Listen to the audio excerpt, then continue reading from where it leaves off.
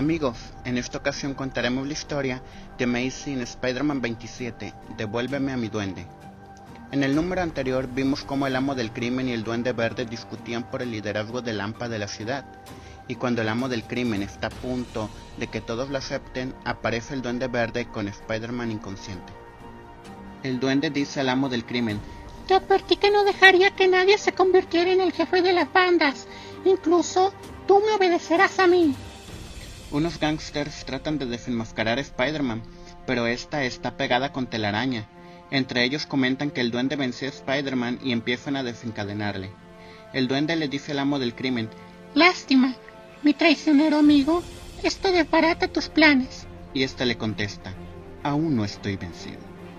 Entonces el duende dice: ¿qué dicen mis nuevos sicarios?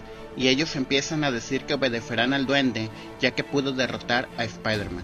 Entonces piden acabar con Spider-Man, mientras Parche, el soplón que vimos en el número anterior, piensa que la cosa pinta mal para Spider-Man y espera que la policía llegue pronto.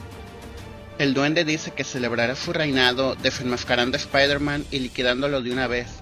Los sicarios dicen que justo a tiempo porque está despertando. Spider-Man piensa que el gas que lo noqueó por fin se agota. Los gángsters llevan a Spider-Man con el duende, quien le pone la mano encima para quitarle la máscara, pero en ese momento Spider-Man se empieza a mover y se los quita de encima. El duende y el amo del crimen atacan a Spider-Man al mismo tiempo, y este salta con la intención de que se dieran entre sí. El duende dice al amo del crimen: torpe, tu disparo casi me da. Y este responde: y tú casi me das con tus chispas. Mientras, Spider-Man se da cuenta que son demasiados gángsters y que lo agarrarán tarde o temprano. Estos se le echan encima, en lo que Spider-Man descubre una debilidad en las cadenas, pero no le da tiempo de romperlas. Spider-Man dice: ¿nunca toman un minuto para el café o algo así? Y los gángsters dicen: lo golpeamos con todo y sigue echando chistes, es humillante. Justo en ese momento llega la policía diciendo: quieto todo el mundo, están arrestados, pero solo son 3. Un policía dice que son demasiados y que ni siquiera pueden volver para pedir refuerzos, y otro le responde que sigan peleando. Sin embargo, esa breve interrupción era la que Spider-Man necesitaba. Se sacude a los restantes, entonces expande el pecho, flexiona los músculos y rompe las cadenas. El duende se pregunta quién le avisó a la policía. Le lanza una bomba a Spider-Man, pero este la burla. Entonces se da cuenta que Spider-Man se ha recuperado por completo y decide esconderse entre la multitud un rato. Spider-Man pensaba ir tras el duende, pero en eso aparece el amo del crimen disparándole. Spider-Man piensa que los policías están dando buena pelea, pero que no les caería mal un poco de ayuda. Pone su cámara automática pegada a una viga y se lanza sobre los matones. Y justo a tiempo, porque los policías empezaban a estar acorralados. Spider-Man pregunta: ¿es una pelea privada o se puede unir su amistoso vecino Spider-Man? Y comienza a golpear. Unos gángsters iban a atacar a la policía, pero Spider-Man le lanza telaraña al suelo y los deja pegados. Un policía dice a otro: ¿qué te parece? Spider-Man nos está ayudando. Y el otro contesta: no pienso quejarme. Spider-Man toma algunos matones y los deja pegados en el techo. Spider-Man continúa tirando golpes, cuando nuevamente se le empieza a subir el traje y como puede, nuevamente se lo acomoda y se lo pega con telaraña. Spider-Man va a los aires y el duende le lanza un rayo centellante y piensa que estaba mejor abajo. Vuelve al suelo y el amo del crimen le dispara, pero piensa que no lo alcanzará si se queda entre la multitud. Instantes después, los gángsters dicen: nos rendimos, no podemos pelear con los polis y Spider-Man a la vez. El duende verde también se da cuenta de que es momento de su retirada. Spider-Man piensa que no podrá alcanzar el deslizador del duende, así que decide ir por el amo del crimen. El amo del crimen piensa que el duende y sus propias bandas lo traicionaron, y que ahora hasta Spider-Man lo persigue, pero que conoce la zona mejor que nadie y si tiene a raya a Spider-Man podrá escapar. Minutos después llegan más policías, ya que Parche había escapado para informarles. Pero los policías que habían estado peleando dicen que está todo bajo control gracias a que Spider-Man es como un ejército de un solo hombre. Mientras el amo del crimen sigue intentando escapar y se pregunta por qué no logra despistarlo, ya que ignora su sentido arácnido. El amo del crimen sigue disparando y un disparo pasa cerca de la cabeza de Spider-Man. Spidey responde lanzando telaraña y el amo del crimen piensa que el que él haga eso constantemente le arruina la puntería. Spider-Man sabe que no debe dejar de moverse o una bala podría darle. El amo del crimen llega hasta una tubería creyendo que Spider-Man ya no lo encontrará. Spidey piensa, debe pensar que me ha despistado, pero los Spider-Mans profesionales podemos escondernos en las paredes y techos. El amo del crimen ya está casi del otro lado de la tubería, pero para asegurarse que Spider-Man no lo siga, lanza su gas nervioso. Spider-Man se percata del gas, así que hace una especie de casco con su telaraña y empieza a avanzar a través del gas. Spider-Man por fin llega del otro lado de la tubería y se da cuenta que llega a la red de alcantarillado. Entonces piensa que ha perdido al amo del crimen, ya que pudo haber huido en una decena de direcciones y el agua atrulla su sentido arácnido. Spider-Man sale de la alcantarilla y se regresa de nuevo al muelle para ver cómo van las cosas, pero al llegar ve que la policía ya se ha hecho cargo de todo y piensa que por lo menos colaboró en uno de los mayores arrestos en masa que se recuerden. Spider-Man piensa que aún tiene que echar mano al amo del crimen y el Duende Verde y dice que todas las pistas apuntan a Frederick Foswell, así que nuevamente se dirige a su departamento.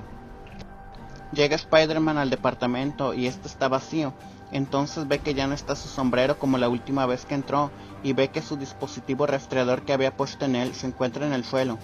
Y tras hacer una búsqueda intensiva descubre que en el armario hay un compartimento falso donde puede esconder el disfraz del Duende Verde o del amo del crimen. Spider-Man corre rumbo al Daily Bugle en busca de Foswell. Afuera del departamento estaba el amo del crimen a punto de disparar a Spidey, pero se le escapa. Spider-Man llega al Daily Bugle y ve que Foswell no está en su mesa, entonces piensa que aunque no le cae bien Jason, debe advertirle o podría arruinar el diario.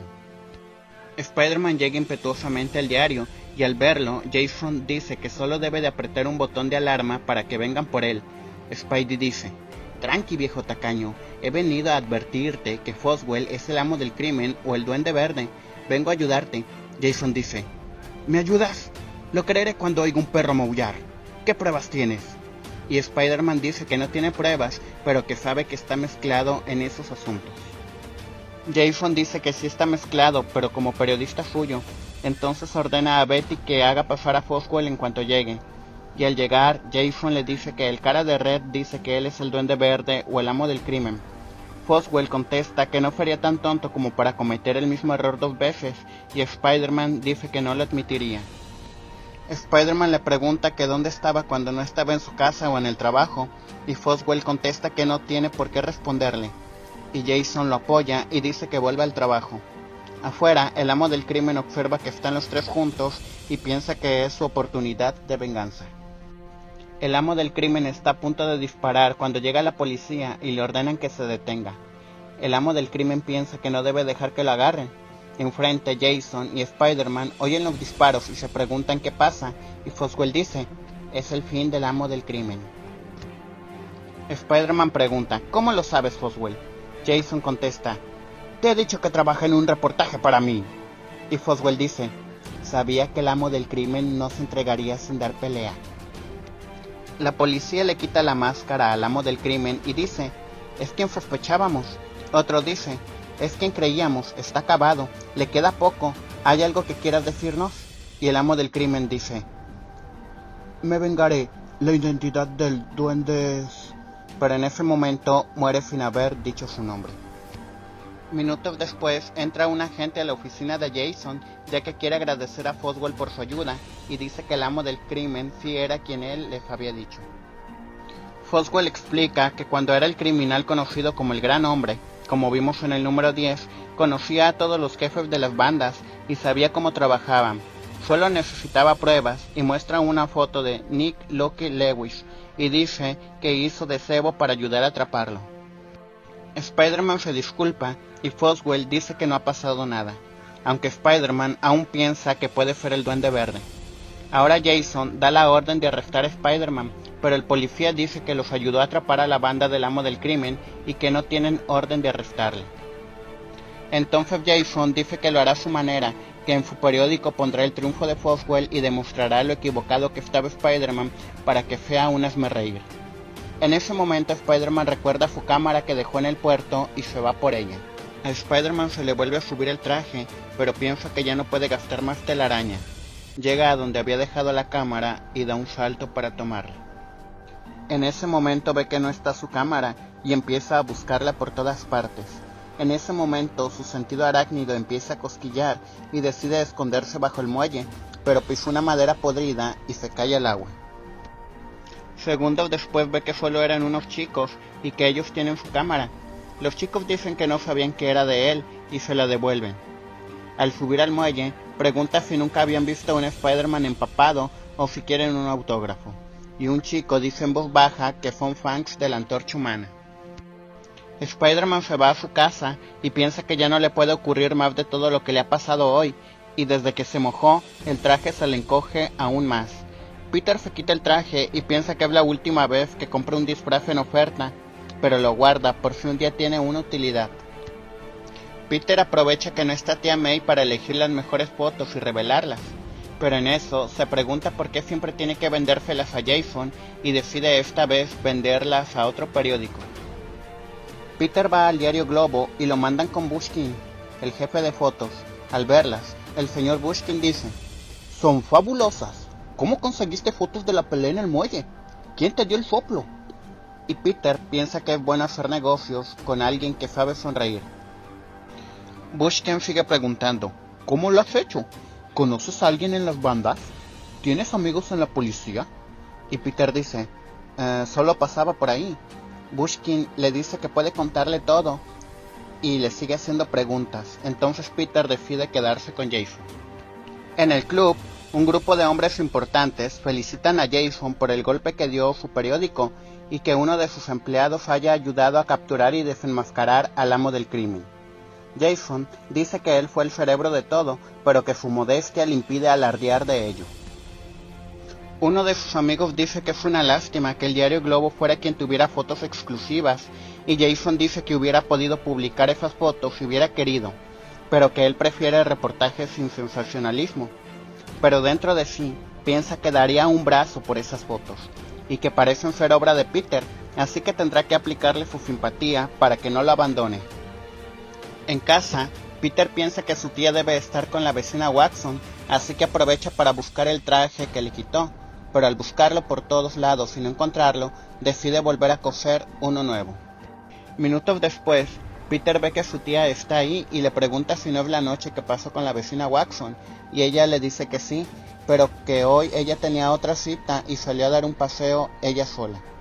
Entonces, Peter piensa que la vida de tía May es muy solitaria y que él no hace mucho como Spider-Man, así que decide invitarla al cine.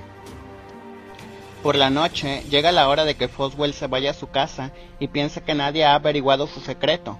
Vemos que toma un paquete envuelto en telas y se va.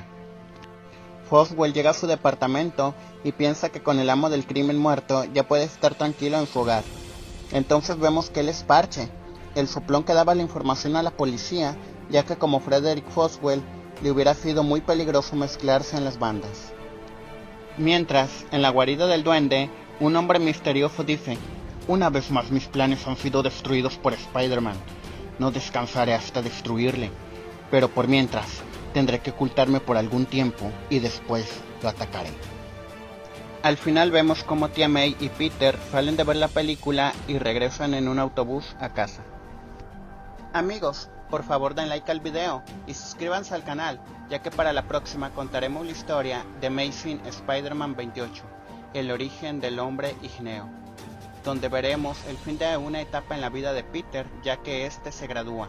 Amigos, para seguir adelante con los videos, recomiéndenos con sus amigos fans de Spider-Man.